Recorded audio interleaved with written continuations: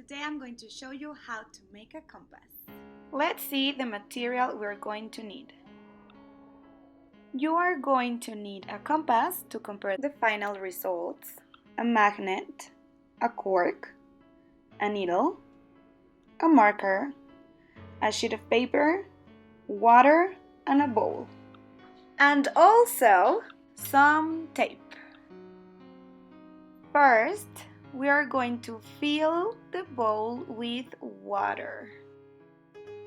Be careful so you don't spill the water.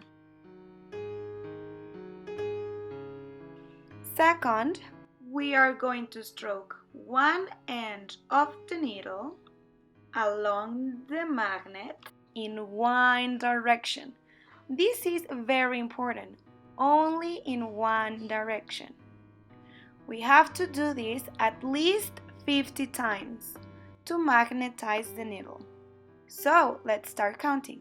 1, 2, 3, and so on.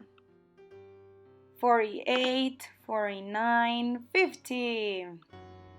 Next, lay the needle on the cork and tape the needle down.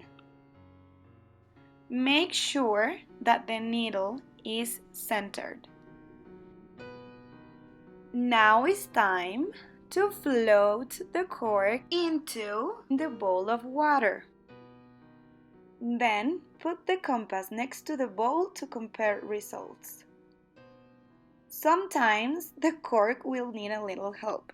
It needs to be in the middle of the bowl, so it has free movement. The needle will bob around until it points north.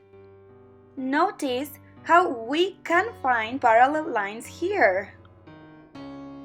Finally, we are going to put our sheet of paper under the bowl. And we're going to do a compass rose. That means we write north, south, west, and east.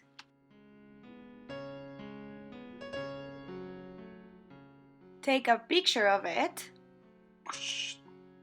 and upload it to Aluso.